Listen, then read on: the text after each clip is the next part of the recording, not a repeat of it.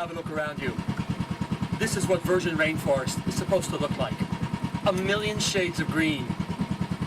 We're on our way to a special place here, just outside Manaus, to see 4 or 5 endangered primates. We'll encounter the wakaris, the squirrel monkeys, the woolly monkeys, and possibly a few of the tamarins, the little smaller species. But the big daddy of them all is going to be the big wakari. In a minute, you're going to see some of the most unbelievable primates that will show you what 100 million years of uninterrupted evolution have produced here in Amazonia. You're looking at the red wakari, one of the flooded forest's most endangered primates. The wakari is found only in the flooded forests of Amazonia. There's only several thousand left in the world. This is the male with the bold red face. They also call them the English lord monkey because of their red face. This wakari has been reintroduced here and is making a remarkable comeback. The red wakari. This primate numbers less than 1,000 and is found only in the Várzea, the seasonally flooded forest between Manaus and Tefé. They have extremely powerful crushing teeth and are formidable seed predators. The wakaris have really not had time to evolve yet. There's a white, a brown, and a red wakari. They're actually subspecies.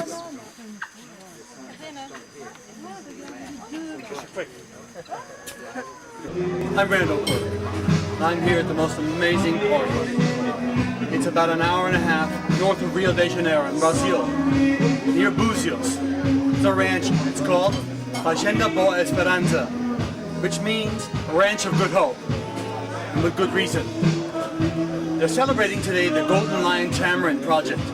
What they've done is they've built forest corridors connecting various rainforest pockets so that these animals can now migrate, really increasing their food supply and their breeding grounds. It's been a tremendous success, and people have flown in from Washington and from zoos around the world. In a minute, we're going to meet them. We are currently using a tracking device which will help locate the rare golden lion tamarins.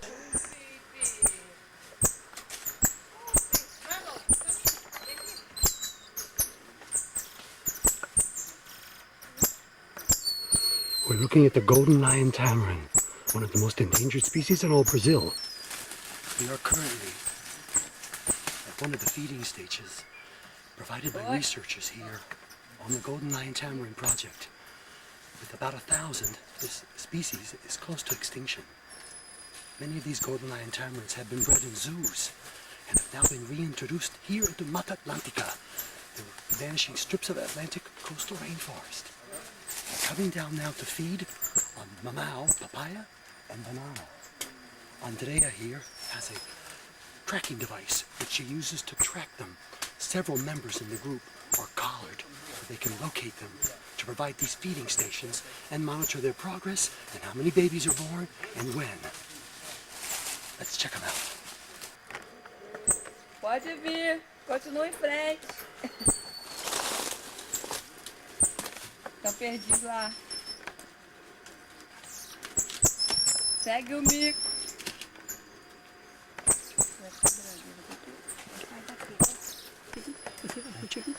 I want you to meet an extraordinary man here in Brazil. His name is Ben, and he's going to tell you a little bit about the rare Golden Lion Tamarind Project. Go ahead, Ben. These monkeys, there are only about 1,200 of them left in the wild, in the world.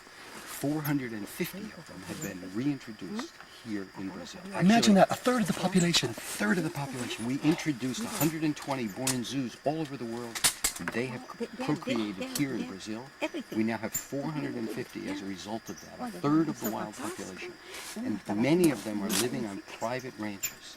So this is a partnership between zoos, between conservation organizations, and private citizens taking responsibility, Brazilians taking responsibility for their own patrimony and providing a place for these animals to recover. And while they do that, the entire forest recovers.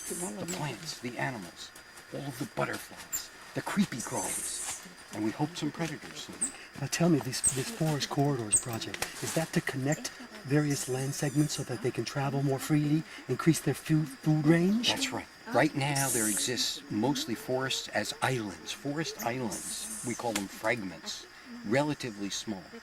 And the idea now is to begin to connect those fragments by planting corridors of trees.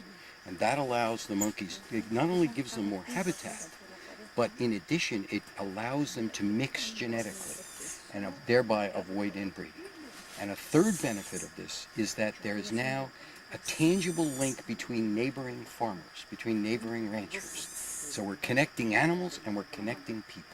How about that? So you build forest corridors, and not only do you save the golden lion tamarin, but you also maintain communication between the farmers and the ranchers here, because we've all got to get along, and nature is our responsibility. And it's marvelous to know that a species like this, as adorable and great as they are, is making a comeback here because of the efforts of people, and because of people like Jill, who hosted a wicked bash last night that if you were a monkey, you'd have been proud to attend.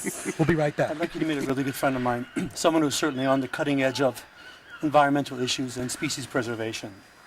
In fact, point taken, behind us is one of the rarest eagles in the world. Victor, tell me a little bit about the harpy eagles here. Well, the harpy eagles, they have a kind of big range. They range from southern Mexico all the way to northern Argentina, but they need primary forest, and that's why the species is getting endangered, because the forests are not available. They need to hunt monkeys in the middle of the forest, and those forests have been cut down. So I started here a program together with a friend of mine in the center of Brazil to breed those birds in captivity. We have now the female laying two eggs, fertile eggs, and last year we raised another chick. So what we're trying to do, we are trying to make a second generation that will be born in captivity. And then the third generation born in captivity, this generation will be the one that's going back to the wild. Looking at one of the most endangered primates in Brazil. This big fella is the woolly monkey.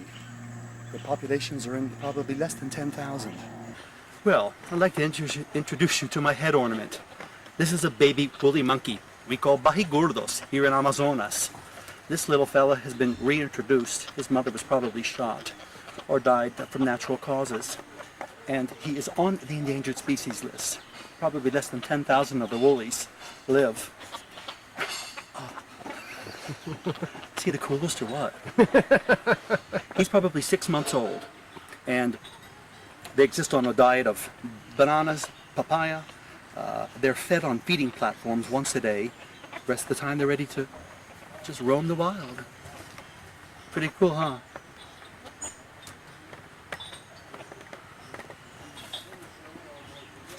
We had to make a little pit stop here, and I'll tell you why. You're looking at a pendulous heliconia.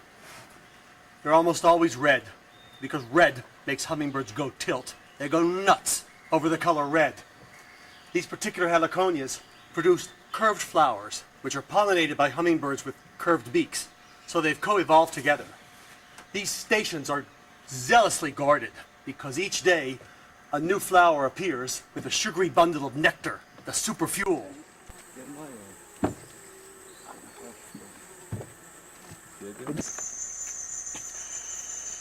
You want to see something absolutely huge? Look what's behind me. The giant samauma of Brazil, the largest tree to be encountered in the rainforest here. This tree is 160 feet tall. The flanges on both sides of me are the huge buttress roots that anchor it into the ground during hard storms. On the way here, we've come down to Igarapé. We've had hoatzin screaming on both sides of the river. We've had hundreds of spider monkeys leaping from one bamboo colony to the next. We found flocks of 8 to 20 green-winged macaws, while hyacinth macaws are rocketing overhead. Add to all this the booming call of howler monkeys, and a couple of odd crocodile sightings that we call jacaré here in Brazil, and you've got one hell of a jungle experience. Woo! The big Samauma! Hi, I'm Randall Quirk. We're in the middle of the world's biggest swamp. One of the coolest places I've ever been. The water is full of millions of golden piranha, and caiman we call jacaré. The sky is teeming with hyacinth macaws, toucans, chachalacas, hummingbirds, and oropendulas. But the coolest of all, the Big Daddy himself, is the world's largest stork, They stand over 6 feet tall, and they build nests that probably weigh in excess of several hundred pounds. This pair has been nesting in the same place for 10 years.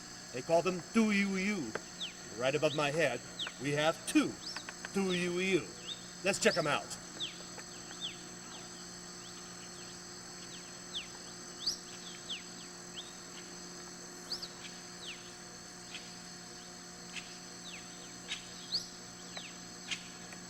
They have up to 4 chicks, based on how much food they can bring them. Their wingspan is 9 feet, and they're extremely territorial. So you won't see another pair nesting for several kilometers.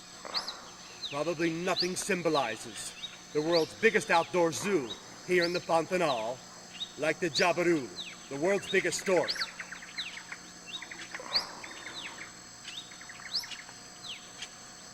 We'll be back.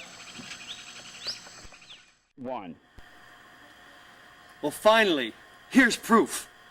This is the feather of one of the rarest birds in the world, the hyacinth macaw, found only here in Mato Grosso in Brazil. Years ago, there were 10,000 of these birds flying freely, but they were largely collected by smugglers for the illegal pet trade. They now number less than 1,000 and are critically endangered. Their nesting site is directly above my head, which means now they are probably gorging on the acuri, which is their favorite palm fruit. They're able to live in this dry savanna because that fruit has quite a bit of water, so they can get all the water they need from this palm fruit. They nest here year after year using the same nesting site, maybe 20 years in a row. Let's go take a look at the nesting site in this old tree that they also use to make dugout canoes. It's called mandevin. Let's check it out.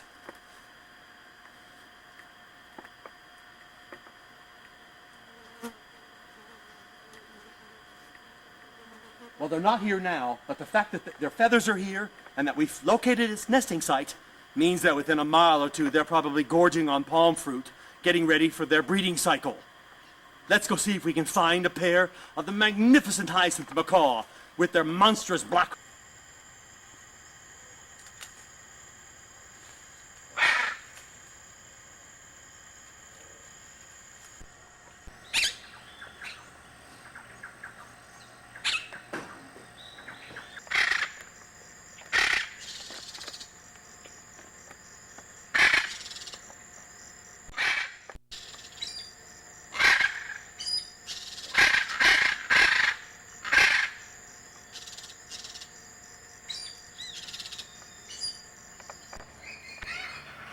You're looking at one of the rarer birds in the Amazon.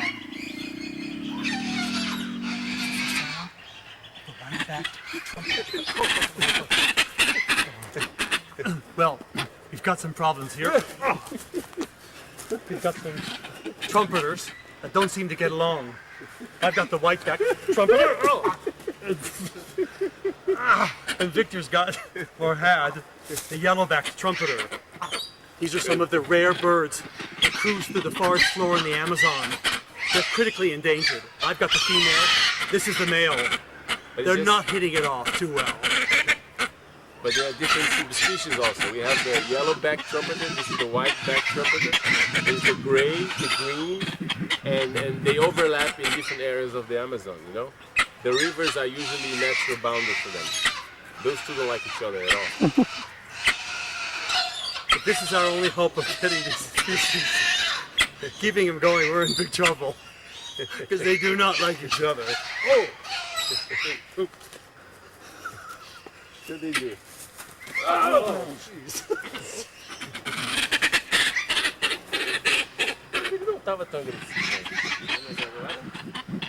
Well, needless to say, we're going to be looking for a few more suitable mates for these rare trumpeters in the future, so that we can continue one of the marvelous breeding programs that Victor's done here on his ranch in Tijuca. This is good stuff. We're coming to you from about an hour downstream from the city of Manaus, in a wonderful eco lodge here that's well known for their preservation of their primary forest. With us today is a gentleman by the name of José. He's a very skilled guide. He knows of the ins and outs and a lot of the secrets of the jungle in this area.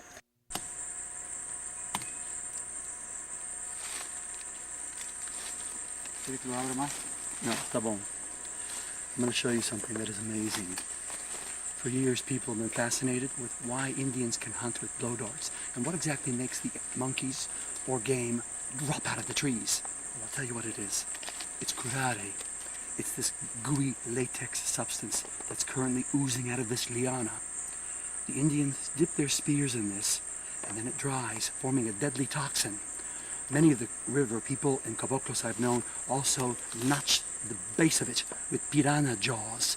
That way when it goes into the monkey and they swat it out, the little tip still remains inside, doing its job. Within a minute of being struck by this deadly poison dart, the game falls to the forest floor and is ready for consumption. Amazing. Just to finish the job, whenever a liana is cut like this, to avoid infection, so that it still remains good for centuries to come, a little bit of earth is rubbed into the wound, which will seal the wound, maintaining the integrity and making sure this doesn't get sick, so it can be used for generations to come. This is called sustainable agriculture. In the jungle, you often find around these red heliconia flowers little snakes like boas and pit vipers waiting for birds to come visit. And then they strike them. We've seen lots of amazing animals here in Brazil. In the future, if it's rare, we'll find it. And we'll find out what's being done to protect it. Because now, everything needs a plan. Until then, this is Nature House. I'm Randall Quirk.